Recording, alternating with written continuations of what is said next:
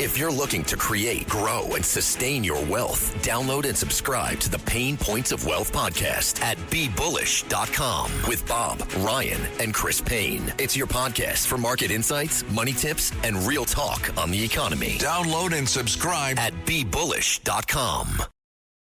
This episode is brought to you by Progressive Insurance.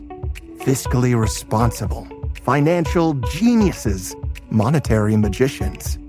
These are things people say about drivers who switch their car insurance to Progressive and save hundreds. Visit Progressive.com to see if you could save. Progressive Casualty Insurance Company and Affiliates. Potential savings will vary, not available in all states or situations. The Rev and the Rabbi on the Red Apple Podcast Network. Good morning. I'm Rabbi Joseph Potosnik. And I'm Reverend A.R. Bernard. Reverend, I got to tell you, last week I participated in the marathon, 26 miles, nonstop. And, driving that many miles was exhausting, but I did it. Okay, to our listening audience, there's always a catch when Rabbi Potosnik says something like that. So we will get full explanation, full disclosure here. Yeah. You drove 26 miles. What did you do? Drive behind the runners, or were you in the lead? No, totally different county. I just said, let me do 26 miles, see how it feels. Oh, okay. See, that's what I'm talking about. Okay. By the way, I have a friend of mine. He doesn't participate in the marathon, but he does the following. He gets that saran wrap or whatever they wrap themselves in, puts a number in there, and walks around the city afterwards. And people say, oh, congratulations. Oh, thank you so much. It was not easy, but I wanted to do it in honor of my friend or whatever. So you got to be careful. Sometimes labels are deceptive. Yes, indeed. All right. So, Rev, in case some people didn't know, we had an election this week in New York City. Oh, well, you're just jumping right in. Yeah, why not? Let's talk about it, I guess. Do you want to do something else? Do you want to talk about something else, by the way? No. I think this is a great way to open the program this morning. I mean, people are left, wondering what's going to happen. So where do you want to begin? The Democratic sweep, New York City, New Jersey governor, Virginia governor. Well, let's look at the macro. Out in California. Where you want to let's go look with at Virginia, New Jersey, New York. There was a Democratic sweep. I think the one that surprised a number of people was New Jersey, because many people are saying it's going to be very close, and it wasn't so close. I didn't think that from the beginning. I mean, Chitterelli, the businessman, he kind of distanced himself from Donald Trump the first time he ran. This is his third time running. And this time he decided to, I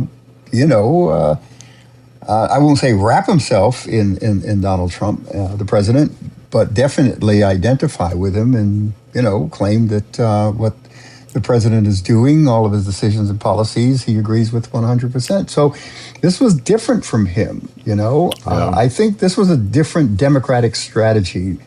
The Democrats didn't, and look, full disclosure, I'm an independent with conservative values. So I'm not either Democrat or Republican here. So I have no skin in this game.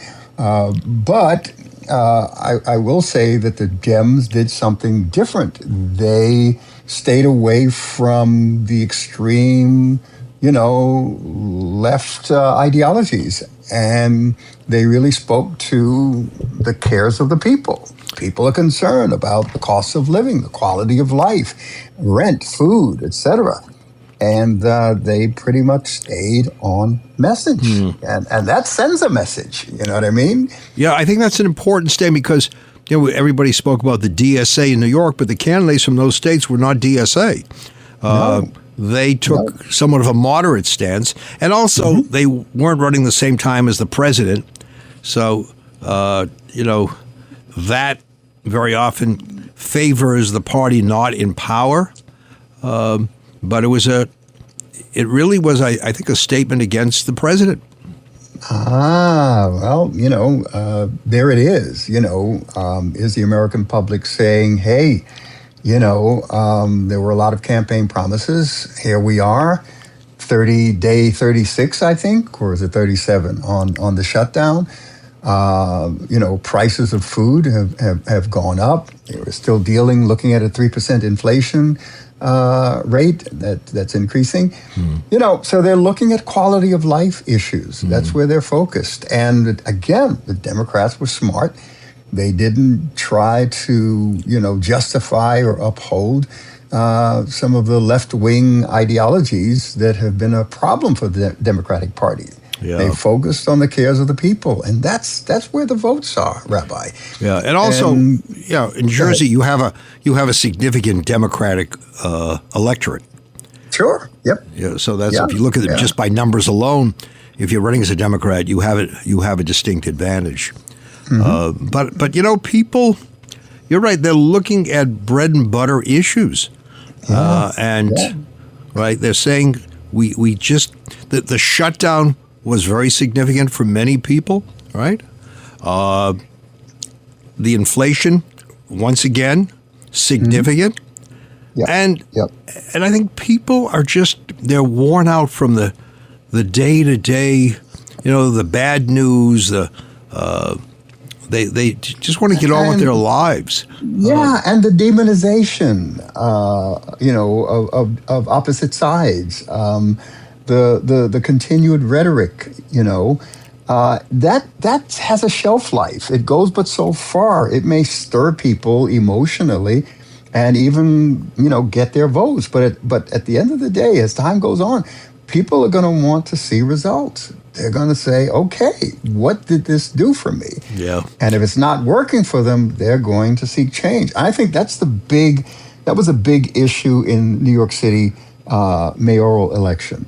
I think there's a recognition. What's the old saying? You got to be in it to win it.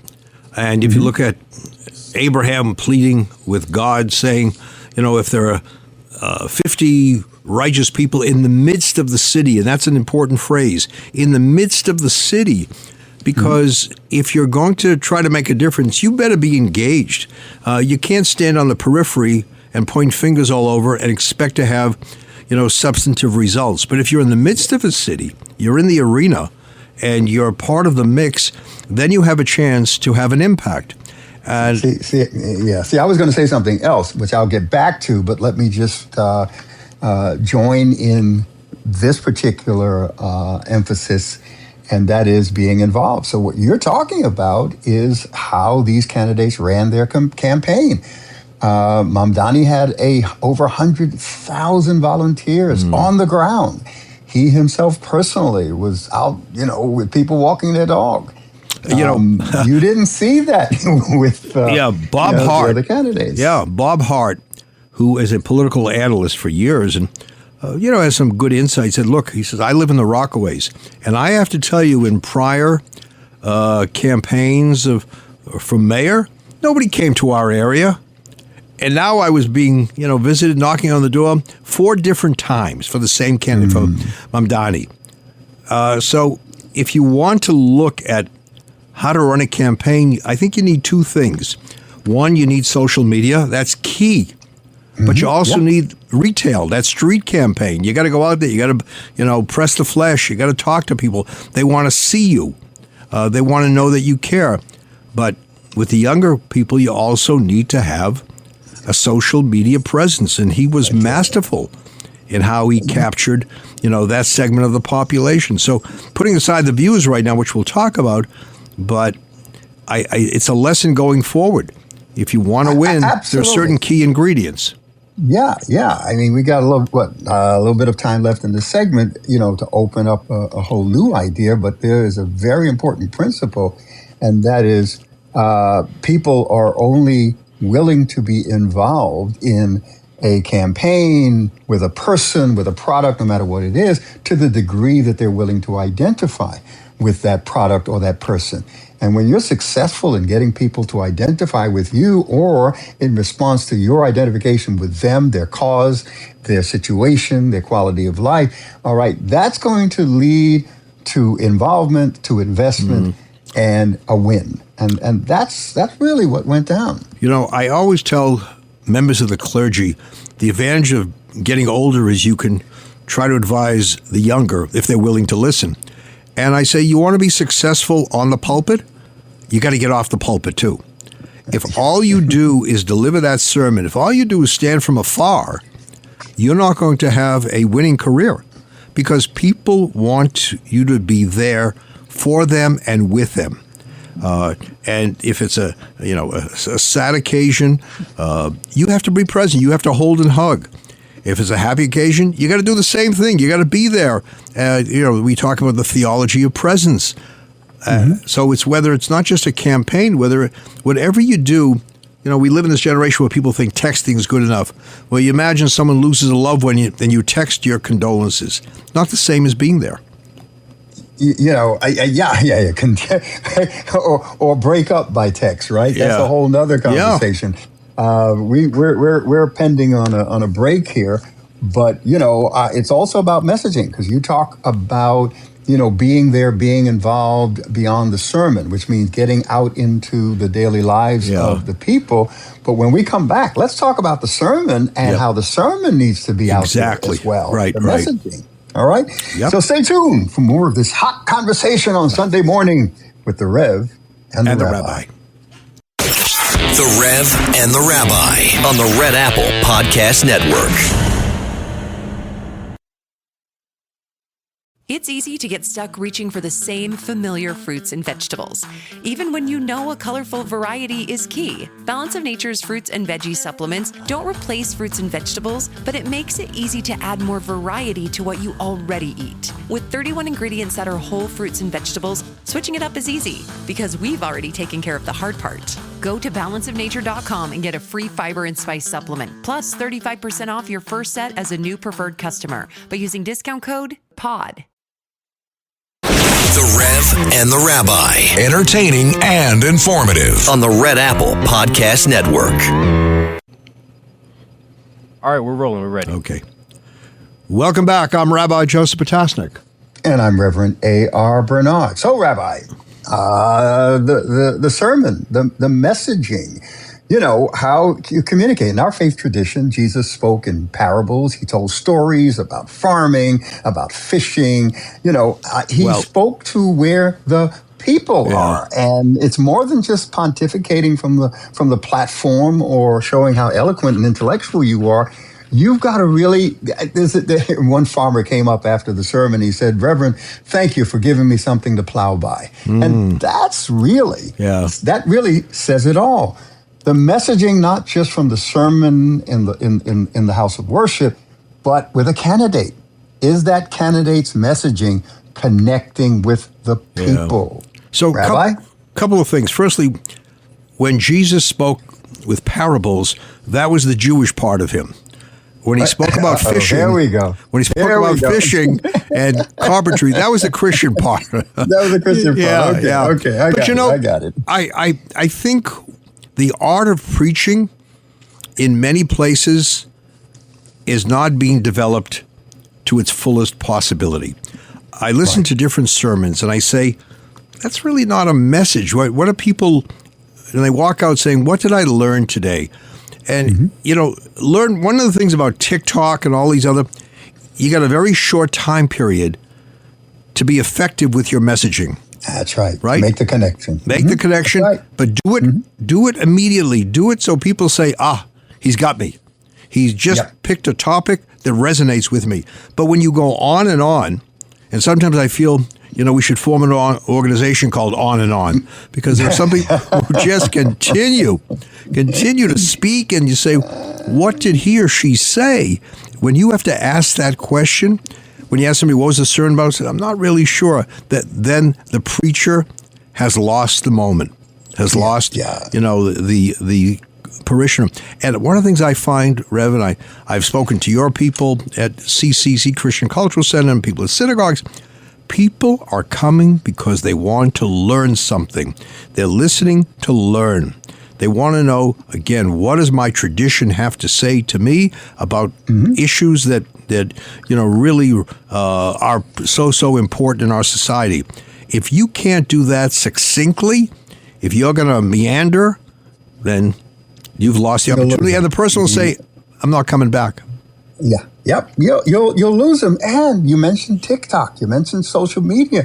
These are seconds, the most, a minute and a half, sometimes 2 minutes, which is elongated. Can you imagine 2 minutes is a long time now?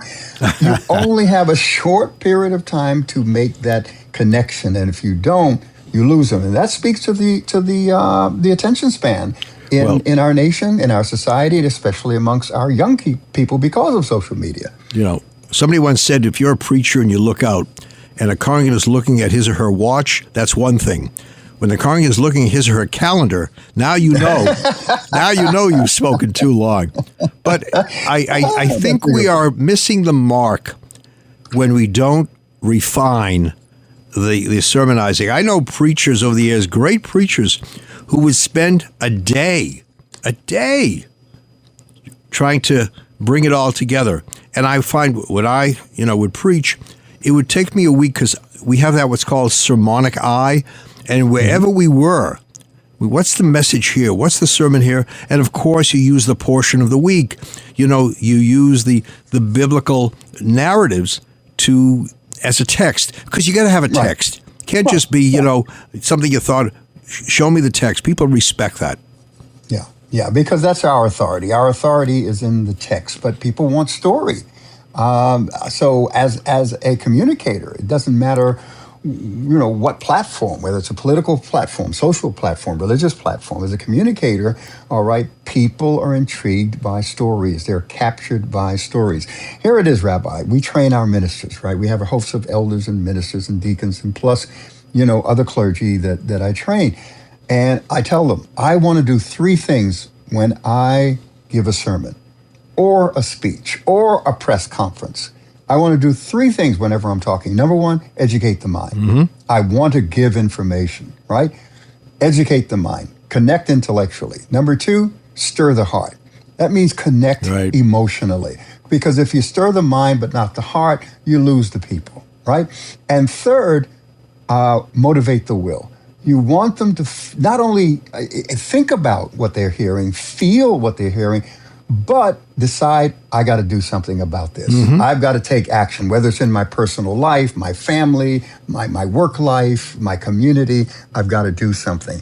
And that's the framework. And if you don't connect with those 3 things, you're in trouble in my church. When a congregant comes over to you at the end of a sermon and says to you, Rev, Rabbi, did you give it to them? And uses the word them, then you have not been effective, because obviously the person is saying, doesn't apply to me. You want them to say, I felt like there was no one else in the room but me, and you were speaking directly to me. For me, those are the times we've hit that home run. One of the most rewarding moments comes when a congregant comes over to you, even years later, and says to you, you said something that Sabbath or that holiday that has really inspired me to do more with my life, that has opened my mind to other possibilities. And you were a catalyst for change with the way you communicated. And I feel, I've earned my salary. The fact the fact that you can be impactful, influential, that's where you need to be.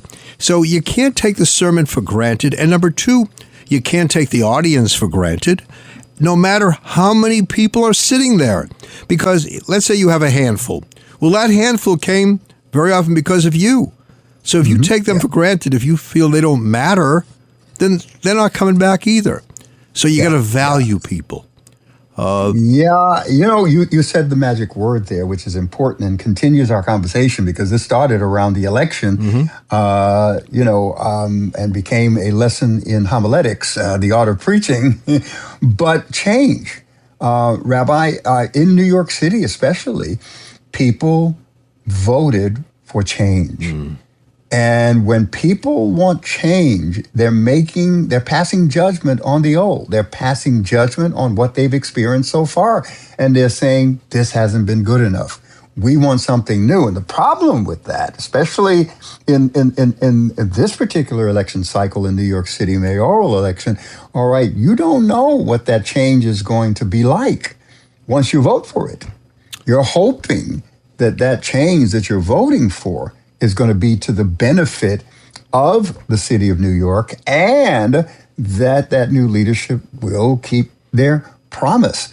But it was definitely about change. And sometimes we want change and we don't consider the costs of that change.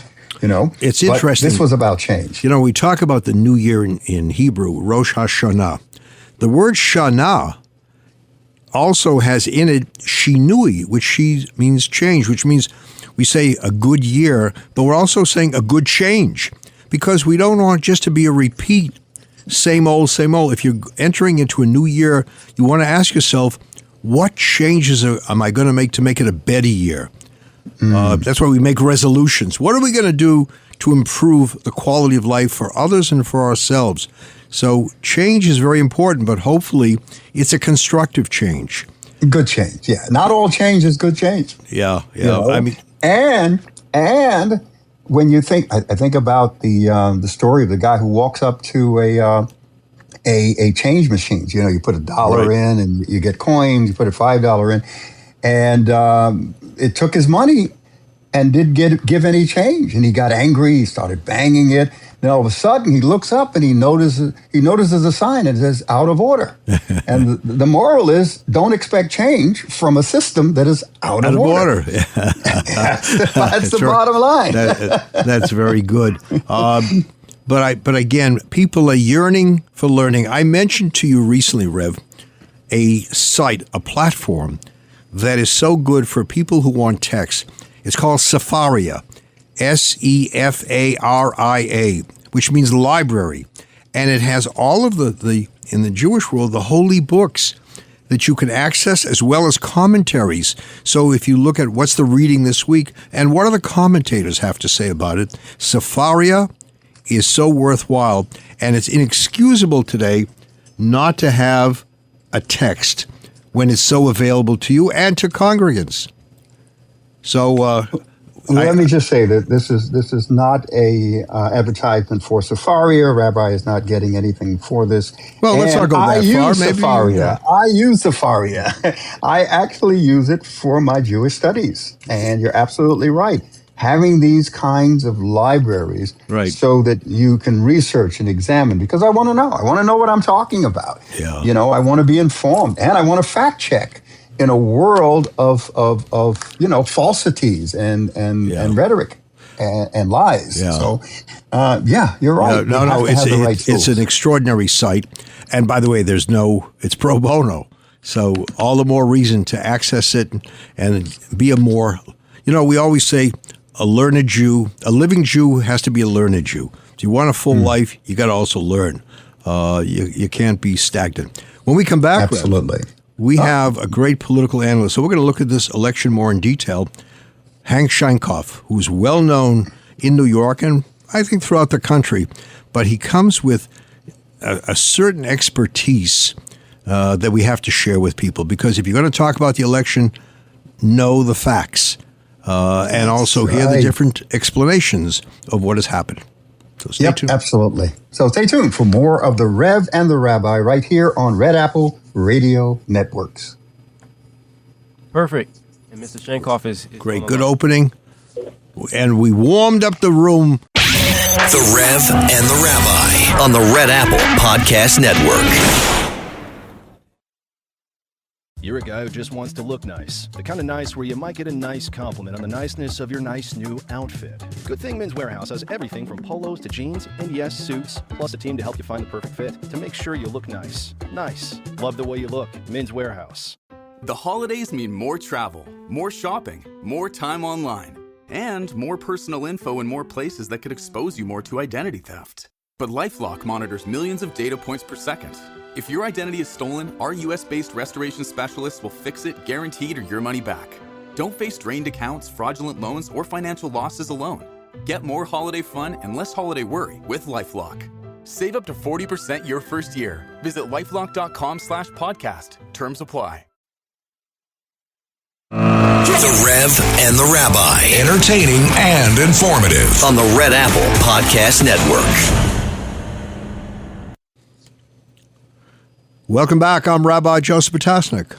And I'm Reverend A.R. Bernard. Rev, you and I, whenever we talk politics, ask this question: what would Hank Scheinkoff say about this? He becomes the gold standard. And we're very fortunate to have Hank with us. And Hank, I see you in the city. You don't often, see me because I'm following you. And I noticed that you're walking and talking, or you're walking and just listening. What goes on, Hank? What's the real story there? Wait. He's not talking to himself. That's for Hank to explain. Hank, what is it? Okay. Yeah. All right. Well, Rev, that's a good question. And no, I'm not talking to myself. But what I usually do is I do business, but I also I'm also learning Torah as I'm going. I learn the Maimonides portion of the day, which is one chapter a day, and I learn the part of the Torah for that week of that portion, which is divided as I'm sure, and Rabbi Potasnik certainly knows, into 7 portions. And I learn the Tanya, which is kind of the Bible of Chabad Hasidus, every day a chapter, every day as I go. So those are things I'm doing, and then I learn other kinds of law, Jewish law, while I'm walking along. I have a friend who's a doctor, ENT, and he doesn't start his practice in the morning without studying something from Jewish tradition. He dedicates a half hour, and so he learns. He learns more about his particular area of specialization, but he learns about his tradition. He says that half hour is so well spent and inspires me during my practice. So I understand your motivation. All right, Hank, we have an election to talk about. Let's talk about New York City. That I think by now everybody knows the results. I don't know anybody who wasn't listening. Yep. What? Well, I think I may have said it on your program. So I certainly predicted it. New York won, accused me of predicting it as early as January, that Mamdani would be the winner. That it was rather clear at the time, although he showed a point or two in January. The city has changed. It is not the New York of 10 years ago or 20 years ago. It's a very different New York with a very different population. The city is heavily Chinese. It is heavily African. We probably have about close to, I would say, about 900,000 Africans. We have a Chinese population. It's about 15.5% or 16.5% of the population right now. That likely will go to 18%. We have, what else do we have? We have, let's see, we have a growing Muslim population, which I would guess is probably 800,000 or so and growing. And we have a Jewish population that's probably under 1 million. I would guess about 800,000 people. So the dynamic has changed, and the city's changed where populations are located. If you go to Brooklyn for a second, Central Brooklyn was a critical area for African Americans. Today it's been gentrified. If you look at Queens, the majority, the black population has really shifted to Queens. A lot of the people there who are living there are Caribbeans, West Indians, and they are living in they're living in Southeast Queens. They're in 3.5 assembly districts. They're hard workers. They're extraordinarily involved in churches and civic associations. Let's see what else you got. We have a middle class that's leaving. The way into the middle class for many African Americans was civil service. So if you're a cop, for example, and your wife or your husband's a cop, and you hit 20, you bought a house in Ardsley Park, you sell it for 8 times what you bought it for. You pick up your pension. You pick up your gun permit. You pick up your pension. You pick up your health care until you hit Medicare, and you leave the state, you move to someplace where it's cheaper to live. That is a constant. So the population is in great shift. Yeah. The Bronx has changed. When I was growing up, when I came into the business and I did campaigns in the Bronx, it was about the Puerto Ricans and it was about African Americans. And I would argue with liberal politicians who would tell me, no, you don't understand. I said, no, I do. The Bronx was 80% black and Latin, and that was the facts of life. That's shifting again. Dominicans are moving in and moving out. They're leaving the city, moving to Pennsylvania and other places where they can do what Dominicans do, which is to build communities and build their extended families and find new opportunities. So we're a city in flux, and we're a city where the promise has somehow been lost, where we told people that if they worked very hard and they entered the middle class, that they would stay there and they could build things for their children. But the cost of living here is so high. And by the way, I might add, the cost of living here has always been high. So, what Mamdani did when he talked about affordability was he hit the magic button. And he kept talking about it. He ran a very disciplined, extraordinarily good campaign and won. Simple. So go ahead, Rev. Go ahead, Rab. All right. I was just going to say he focused. We were talking about this before the break, Rabbi and I. That Mamdani's strategy was he focused on what the people cared about. He stayed away from all of the extreme conversations, extreme left conversations and ideologies. And he addressed himself with discipline, like you said, Hank, to what the people were concerned about.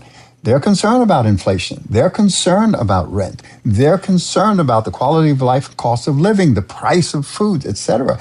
I know from our own congregation, we experienced some 1,800 families who migrated from New York to the South, from our congregation to the South since 2018. And those migration patterns are affecting the city itself. So you really nailed it when you talked about change. Except one thing. You said he stayed away from extreme positions, from those on. Hank, is that fully so?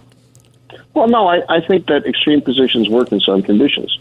Again, look at the campaigns that were run. Curtis Lew was very effective and very, very destructive. And I think that New Yorkers will return that favor, except in a small group that he was very visible in, and still believe that, red beret is a sign of bravery and strength when it really wasn't in this election.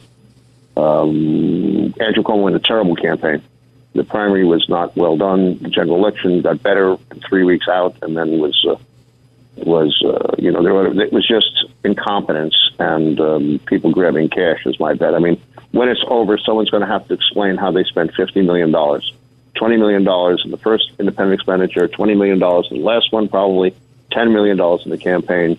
Who made the dough, and how quickly did they leave town on a stagecoach, with the bag in the back? And Mamdani ran a terrific campaign, extraordinarily disciplined, very well organized. And when it appeared to me that he was starting to lose his discipline, they shipped him out of town, which is fantastic. Also, he was candidates tend to fit the moment. This young man fit the moment. And his rhetoric last night particularly, it excited the crowd in the new population of New York and excited a lot of young people who are unfortunately the most pampered, most educated, most professional, least experienced, have paid no price, borne no burden, like him, have no idea what it means to defend democracy, have never done the dirty work of what it costs to understand and to live in a free society, and will stand to inherit the greatest transfer of wealth in the history of mankind when we die. They have no idea that the price of this lifestyle that they are enjoying was paid for by 9,000 people who are buried on the cliffs of Normandy above Omaha Beach. Mm-hmm. They have no sense about the history of the world. They lie to themselves about the Middle East. They lie to themselves about America. And they're going to take over the cities, and they're going to destroy the country. We're going to have a country, if this continues, in years to come, that will be called Pennsylvania, Delaware, half of Maryland, Virginia, south to Florida, and across to Arizona with the Dakotas, Montana, Wyoming, Idaho, and probably one or two other Midwestern states. So that's going to be America if this continues. And that is the danger when you don't have a civic culture. What about the focus on the Middle East, though, Hank? The obsession with Israel, with Zionism? It's insane. First of all, they're historically inaccurate. I mean, if you told them the truth, which is that Iran, really Persia, was Zoroastrian until the Muslims killed them all, and that Yemen was a Jewish country until the Muslims threw them out, and we're going back in some time, and that Syria was an invention of the French that was filled with Druze, Catholics, Christians of other kinds, Alawites, Circassians, and I'm missing a couple Sunnis, and that they would never understand that, and that Transjordan is a make-up country that was where the Palestinians, so-called, were supposed to live. They will never understand any of this because they have no idea about history. But they're obsessed with Jews and they're obsessed with Zionism. And what's going to happen? Hannah Arendt was correct when she wrote about the decline of democracy and its destruction. She noted carefully that what we know is that anti-Semitism is the beginning, and cultures and societies tend to fold after that. Ask the Brits, who kept us out for those years until Cromwell brought us back. Ask the Spaniards, who are a 50th rate power. The Greeks were a 60th or a 40th rate power. the Portuguese, who are no power at all, and we can go on and on and on. And those that have brought us back have been kind to us, frankly, according to the Bible prediction, the prophecy. Italy, for example, functions well, and Britain is falling apart. We're leaving, and when we start leaving New York, the same thing will happen. Why? The mercantile class and the people that have been the glue with African Americans and others to create this extraordinary place called New York. And we went through terrible periods of misunderstanding and have kind of come together in many ways. When we leave, and we will start leaving, it will be amazing. Joe Kotkin, the demographer, and I had a conversation about 2 weeks ago, and he said to me, what the future looks like. 20 years from now, there will be less than 500,000 Jews in New York. They will be observant. The progressives will have intermarried and disappeared. The Jewish population, such as it is or will be located in North and South Carolina, Tennessee, and Texas. Hold that. Hank, hold that thought. We've got to go to a break because when we come back, is there any hope? Is there a possibility that things can shake out differently? Hold on. We'll be back with more of the Rev and the Rabbi right here on the Red Apple Radio Network. The Rev and the Rabbi on the Red Apple Podcast Network.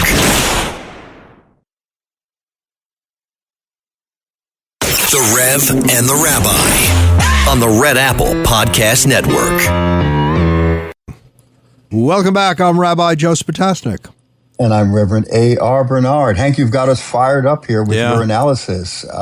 Is there any hope? Is there Hank, a possibility things will shift? Hank, you and I spoke earlier, and you said something interesting. Because you have these shifts in demographics, what about shifting alliances? It's saying that if you want to be impactful, you have to form some meaningful relationships with other groups.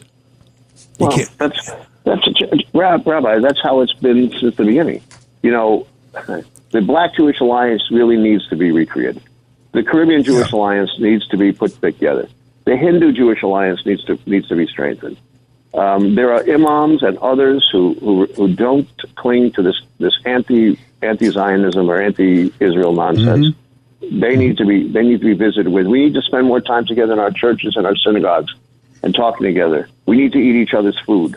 We cannot allow all these groups in what has been the most extraordinary, progressive, and frankly, a productive place in the United States, which is New York. We have turned generations into productive citizens with a city university system that was until I guess about 20 years ago was extraordinary beyond imagination. I am a lucky person. I was a high school dropout. The son of a 15-year-old mother and a 19-year-old father, abandoned at an early age on the streets in the South Bronx, who today became who I am.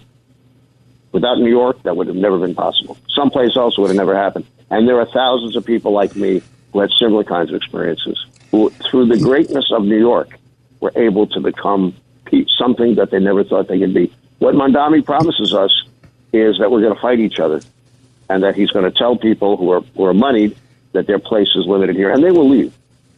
So who's going to pay for this? With that said, because I was going to ask you, we want to end on a good note, that there's some hope here, but I have to point to, I don't know if you're aware of CNN's Van Jones and the observation that he made concerning Mamdani's speech when he won, that the character of Mamdani switched after he won the election, and it became more aggressive, confrontational, and combative. Are we seeing something that's predicting the future here, Hank? Yes, you are. And Van Jones is very smart. Listen, I'm no conservative. My first job when I left my previous employment, which as Joe knows, as a policeman, was I went to work for the Teamsters Union and did organizing, and I've been the political gun for Local 237 for most of the last umpty years. And I've worked for unions. I represent a lot of unions. My public relations business is varied. I will tell you that it's not going to be so simple for him. The city has a yawning budget gap that's very significant. The Citizens Budget Commission says the state is in real trouble. We're going to have to come together, and religious leaders are going to have to lead that battle to ensure that no one is boxed out of the middle class because somebody got very angry and decided they would allocate the money to other places rather than where it should be, which is doing what New York has always done. Building a middle class that can be sent all over the country to sing the praises of New York and the praises of religious communities that helped create that. If we lose that, if we lose that in anger, we will have lost the greatness of New York. So, Hank, Rev and I have these discussions quite often about the role of religious leaders. You know, there are those who are saying you can't have any discussions with this mayor-elect. You just withdraw from the whole, withdraw from the arena. The other side of that is, if we're not in the arena, if we're not indulging in discussion, debate, and all of that, how are we going to make a change? How are we going to make things better? Well, if the religious leader community does not exercise its conscience, and by doing so, they force others to have a conscience. Guilt is a fine thing. If your religious leader says you cannot injure another person's soul, heart, desire, or hope, then that is an extraordinary event. I think we have to be able to do that now. I think we have to depoliticize this and make it about humans. When you talk about getting rid of cops, you're talking about making the streets unsafe. And when you make the streets unsafe, the people that pay for it are not the rich. They're the people who work nights in restaurants and who clean the garbage off our streets and who clean who do the manual labor that makes New York run. Those are the people that are going to get injured. And someone needs to tell this very educated and man who has never put a callus on his hands, has no idea what it means to pay a price or bear a burden again. Someone needs to explain to him that when you do these things, those are the people you injured. And we have an obligation, those of us who are religious leaders, to do that quickly. And that means confront him. That means to confront, right? If you have to, the answer is yes. Yeah. Otherwise, we're just talking about the person, not to the person. And again, we can complain all you want, but if you're not engaged in trying to effectuate that change, then what are you doing? Besides complaining. Right. We can't withdraw. We have to engage and be the prophetic voice that we're called to be. The religious community is part of the conscience, the conscience of the soul of our nation, of our society. And we have to use our moral authority, and we have to come together in order to do that effectively. Right. Absolutely. What Hank is saying is correct. Absolutely correct. Hank, we don't have that much time left. I need to ask you, Jew to Jew, we have... Rev, don't feel left out. You can enter the discussion as well. I'm listening. Okay, I'm listening. It seems to me that we have a number of young Jewish people who are totally disconnected from our Jewish world. Israel doesn't mean anything to them, or they're hostile, but it's a different compass than we're used to. It doesn't have any Hebrew letters on it. Well, I can explain that, Rabbi, in a different way. This was when de Tocqueville came here in the 1830s. He said that America was the most religious and over-organized country in the world. We were. The Judeo-Christian ethic was the response to what occurred in Europe and throughout the world when 100 million people or close to it were murdered in the course of a war that was beyond barbaric, in addition to what that the Jews suffered. But others paid a terrible price, including the Romani and the Sini and others. The tragedy here is that we've lost that religious spirit because we have substituted, particularly for Jews, instead of the God of Abraham, Isaac, and Jacob, we've now made it the God of Princeton, Yale, Cornell, and Harvard. That God is a temporary God. It only exists in buildings. It doesn't exist in the heavens. And unless you restore some faith and tell our children that being a Jew is the highest calling because we are the ones who created due process, morality, and God told us what our place was and what we were supposed to do. Unless we do that, we're going to lose another generation, and that generation will frankly haunt us and hurt us. Wow. That's a strong responsibility for faith leaders today. We can't close our eyes to it and can't say it's going to come back unless we do something about it.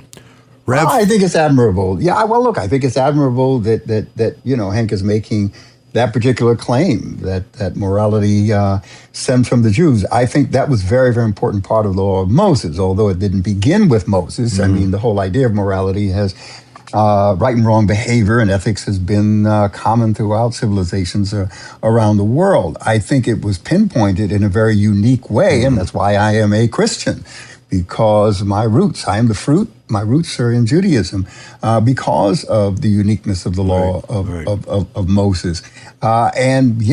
when the morality and when the moral system of society, which is the family and the educational system and the houses of worship, religion, right? When that erodes, that society collapses. Economics becomes exploitation and politics becomes tyranny.